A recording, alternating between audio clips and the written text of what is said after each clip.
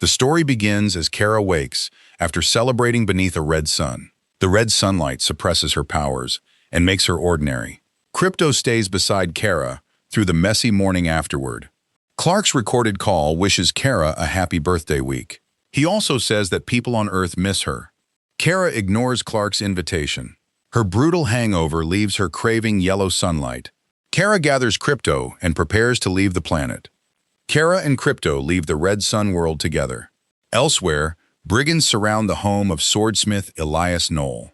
The family hears their engines and braces for trouble. Elias tries to keep his frightened household together. Elias surrenders his weapons to protect his waiting family. The intruders demand every blade the swordsmith has forged. Elias recognizes their leader as Krem of the Yellow Hills. Although he receives the swords, Krem refuses to leave peacefully. Krem singles out Elias's young daughter during the raid. Krem demands that Elias's daughter guide him after the raid. Instead, he murders the family and burns their home. Only Elias's 13-year-old daughter survives the slaughter. Back at the tavern, Kara expects her new year to improve. The surviving girl arrives with her father's last sword. Most patrons dismiss the child and her impossible request. She introduces herself as Ruthie Mary Knoll. The blade is a final inheritance made by Elias himself. Ruthie offers the weapon for help finding Krem. Her formal courage barely conceals the grief driving her. Her true payment is the chance to kill him herself. Kara refuses to encourage a grieving child to commit murder. She warns that revenge cannot return the people Ruthie lost. Still, a thief soon steals Ruthie's precious sword. Kara calmly asks the much larger thief to return it. She condemns stealing from an orphan who just lost everything. Although powerless here, Kara fights him to recover it. Krypto finally drives the larger thief away from them. Kara physically returns Elias's sword to the grateful Ruthie. Later, Clark calls Kara from Metropolis with birthday wishes. His concern grows because the birthday trip keeps extending. He urges her to return to people who care. Kara insists she has neither people nor a home. Ruthie asks again, but Kara still rejects her revenge plan. Then Krem steals Kara's ship before she can depart. Krypto attacks the intruders while defending Kara's only transport. Krem shoots Krypto with a toxin called Red Demir. Kara reaches the wounded dog only after Krem escapes. A healer reveals that the poison slowly stops the heart. Ruthie translates the diagnosis when Kara cannot understand it. Ruthie recognizes Krem as the same murderer she seeks. Only a brigand-carried antidote can save Krypto. The dog has just 3 moonrises, or 72 hours. Every delay now reduces Kara's chance of saving him. Kara promises Krypto she will return with the cure. The deadline forces her to pursue Krem immediately. Krem's theft also leaves Kara without her own spacecraft. She leaves Ruthie behind because revenge remains forbidden. Without her ship, Kara boards an ordinary interplanetary bus. Ruthie secretly follows Kara onto a public passenger ship. The child declares them friends before Kara accepts the partnership. Her persistence turns the pursuit into an uneasy partnership. Their pilot Lloyd can only continue while his engine works. During the trip, Sklarian raiders suddenly board the vessel. These tech pirates are separate from Krem's brigands. The armed raiders strip valuables from the frightened passengers. They steal Ruthie's sword and Kara's watch. Worse, the raiders remove the ship's engine. Their robbery leaves the entire bus drifting without propulsion. Kara offers the watch's power source to regain everything. She wagers the tiny device to bring the raiders closer. Then she steps into space despite having no powers. The stranded passengers watch her drift toward a yellow sun. Yellow sunlight visibly restores Kara's Kryptonian powers. Yellow sunlight reverses Kara's helpless fall. Ruthie realizes Kara has powers beyond any ordinary traveler. Kara races back toward the helpless passenger ship. The raiders fire as their former victim flies toward them. Ruthie watches Supergirl reclaim the stolen machinery. Kara takes the stolen engine back from the raiders. Kara also recovers Ruthie's sword and her own watch. She reattaches the engine and saves everyone aboard. Afterward, Kara explains why different suns transform her. Yellow sunlight empowers her, while red sunlight makes her ordinary. Ruthie agrees to obey Kara now that she understands the danger. The captured raiders provide Krem's next known destination. Kara questions them rather than trusting their first answer.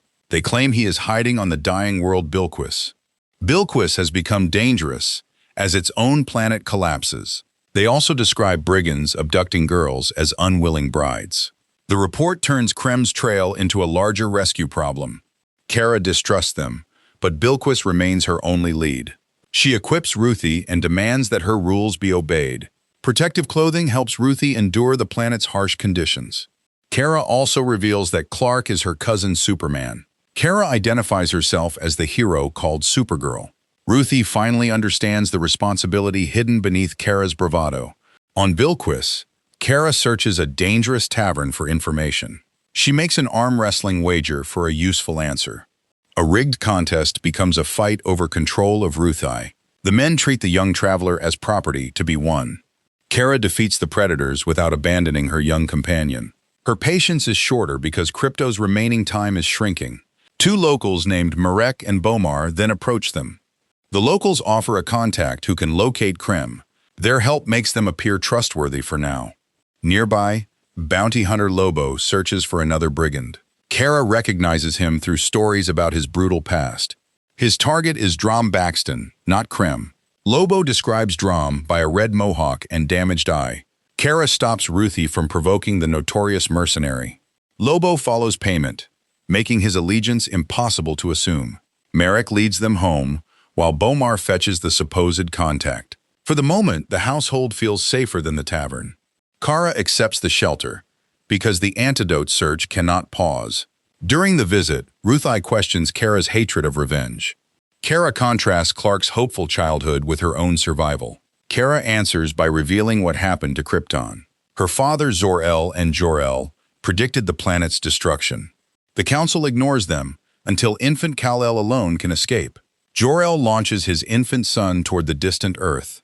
Zor-El activates a force field around Argo City. The barrier protects only one fragment of Krypton. Families inside Argo wait as the collapse reaches them. Krypton explodes, but shielded Argo survives. Kara is born there 8 years after the catastrophe. She grows up surrounded by people rebuilding ordinary lives. For a while, her surviving family believes Argo is safe. However, exposed kryptonite soil slowly poisons its population. The contamination spreads through the ground beneath every survivor. Kara loses her mother Allura as the city dies. Zor-El realizes that preserving Argo only delayed the tragedy. Her dying father builds a pod from Jor-El's designs. The small craft offers room for Kara, but not Zor-El. Allura asks Kara to remain good, despite everything. Her mother's final lesson joins goodness with necessary toughness. Zor-El tells her to protect those who cannot. Kara promises her mother that she will remain good. Her father sends the frightened girl toward Kal-El on Earth. She carries their promises into a future she never chose. Saying goodbye forces Kara to accept survival without her parents. Kara's pod carries her away from dying Argo. Back in the present, Kara admits that grief never disappears. She warns that murder cannot restore Ruthie's family. Ruthie notices Kara numbs the same pain through drinking. Their honesty briefly makes the two travelers understand each other. Kara then checks how little time Krypto has remaining. Their hosts suddenly reveal that the welcome is a trap. Marek and Bomar have drugged Kara's drink. Bomar insists desperation has left the couple no choice. The brigands previously abducted their daughter Sarna. Kara demands to know what the betrayal buys them. Their promised exchange is one daughter for 2 new victims. Kara realizes the supposed contact was always Krem's arrival. The poison should paralyze Kara before the brigands arrive. Kara drinks milk and vomits before Krem arrives. The desperate remedy leaves her conscious but badly weakened. Kara fights while poisoned and struggles to remain conscious. Krem mocks Kara because her search has delivered her to him. She reaches Krypto's antidote but loses it again. The cure remains attached to the enemy she must follow. Krem's men seize Ruthie during the confusion. Kara answers by breaking open the captive's cells. The imprisoned women confirm the raiders' trafficking story. She orders the abducted women to escape together. Kara protects their flight while the poisoned fight continues. Nearby, Lobo recognizes Drom and begins his own pursuit. Drom flees because Lobo's bounty mission has finally found him. Kara finds Sarna among the fleeing captives. The rescued girl runs toward the parents who traded for her. Kara reunites the girl with Marek and Bomar. For one moment, the family's desperate bargain appears worthwhile. Kara keeps searching, because Krem still carries Krypto's cure. That hope ends when Krem seizes Sarna again. Ruthie lunges for revenge, but Kara pulls her away. Kara orders Ruthie to hide before Krem attacks again. Krem's dimensional attack kills Sarna and her rescuing family. Ruthie sees that the people they saved are now dead. Krem escapes while the two survivors turn on each other. Ruthie believes Kara sacrificed justice by restraining her. Ruthie condemns Kara for drinking away her own sorrow. Kara insists revenge will only deepen Ruthie's pain. Ruthie ends their partnership and walks away. Krypto's deadline leaves Kara no time to follow Ruthie. The portal closes behind Kara's solitary pursuit. With one day remaining, Kara coerces a guide for directions. The criminal refuses until Supergirl makes resistance impossible. He leaves Kara near the planet rather than landing himself. Krem's prison world circles a deadly green sun. Its radiation drains Kara's strength as she approaches. Kara continues descending because Krypto cannot survive another delay. The danger awakens a memory of her arrival on Earth. Clark warmly welcomes the newly orphaned Kryptonian girl. His kindness cannot replace the language and family Kara lost. Yet he cannot even speak Kara's native language. Earth's yellow sun suddenly awakens her unfamiliar powers. Her new hearing exposes every overwhelming sound in Metropolis. Overwhelming sights and sounds make the city feel hostile. To young Kara, this strange planet cannot be home. The memory fades as Kara reaches the Green Sun prison world. Back in the present, the Green Sun brings her down. Even collapsing, Kara refuses to abandon the antidote mission. Ruthie is followed and finds Kara alive on the ground. She secretly rode inside the guide's cargo hold. Kara reveals that the Green Sun can kill her. She returns the Supergirl suit recovered on Bilquis. The suit sheltered Ruthie during her journey across space. Kara fears dying without saying goodbye to Krypto. Ruthie apologizes for weaponizing Kara's grief against her. She calls Kara difficult, but also kind and good. Ruthie crosses the hostile prison landscape alone. Brigands capture the reunited travelers before they can escape. Ruthie wakes first inside an unfamiliar prison cell. She catches a small creature that lunges inside the cell. A nearby prisoner introduces himself as Lobo. He warns that poison coats the cell bars. He also claims his imprisonment is a trap for Drom. Ruthie explains that revenge, not money, motivates her. Lobo's paid code offers Ruthie a possible alliance. Krem plans to display Kara as a dead trophy. A guard tells Ruthie that the Green Sun is killing Kara. Krem offers Ruthie life in exchange for Kara's location. Ruthie spits at the offer and refuses to betray Kara. Later, Ruthie pretends she is terrified of dying. She begs a guard to take her directly to Krem. Ruthie offers Kara's location as bait for the guard. The confident guard moves within her striking distance. Ruthie attacks instead of revealing anything about Kara. Her surprise assault leaves the approaching guard helpless. Lobo applauds the savage trick from his neighboring cell. Ruthie frees him only after demanding help against the brigands. Lobo agrees and heads toward his chopper and weapons. Approaching footsteps force Ruthie to conceal herself. Meanwhile, Ruthie advances through the prison. Back with Kara, her parents' promises merge with Clark's symbol. Kara puts on the suit and rises as Supergirl. Ruthie draws Krem outside before he can finish Kara. She uses herself as bait to keep him away from Kara. Supergirl returns and attacks him for poisoning Krypto. Her arrival reveals that the Green Sun has not broken her. Krem counters with a weapon made from kryptonite. The crystal weakens Kara separately from the Green Sun. Krem prepared the mineral specifically for a Kryptonian opponent. For a moment, the weapon leaves Supergirl helpless again. Lobo's intervention interrupts Krem's apparent victory. The bounty hunter's return forces the brigands to divide attention. The prison erupts into a battle against the brigands. Lobo catches Drom and shrinks his bounty travel size. The expanding fight tears apart the brigand stronghold. Kara drives through groups of attackers without losing her objective.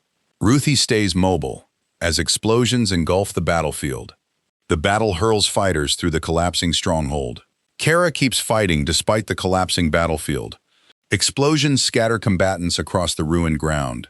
Ruthie survives the blast and searches for Krem. A fallen brigand lies among smoking wreckage. Ruthie warns Kara that several abducted women remain trapped. Screams expose the unfinished rescue. Instead of chasing revenge, Kara turns back for them. She orders Ruthie to remain outside while she enters. She frees the remaining captives from the ruined prison. Kara leads the remaining captives out. Outside, Ruthie recovers Elias's sword near the injured Krem. Krem invites Ruthie to finish the revenge she promised. Krem admires Elias's sword. He taunts her to prove that killing creates strength. The wounded Krem struggles back into the wider battle. Kara keeps attacking brigands while Ruthie follows Krem.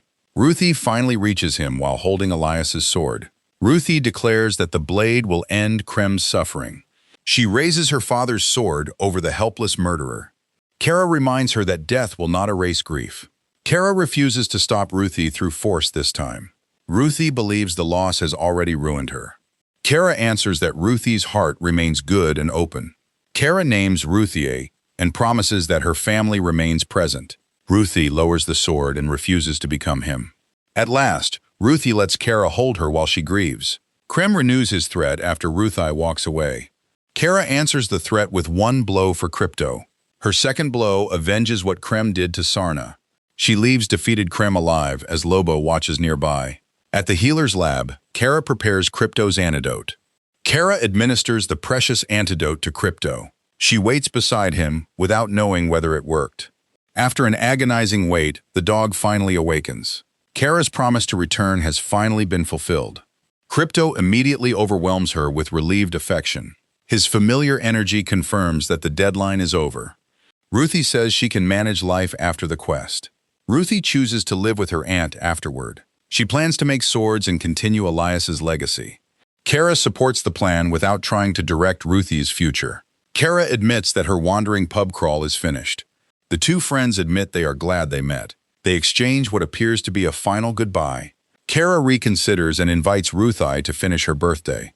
Finally, Kara returns to Metropolis with Krypto. Kara admits that the rough birthday journey was also good. Clark explains that life in Metropolis has stayed busy. He admits that Kara's help would have been useful. This time, Kara chooses to stay beside Clark. Clark happily welcomes her decision to remain. Krypto's familiar chaos interrupts their quiet reunion. With Krypto beside her, Kara finally calls Earth home.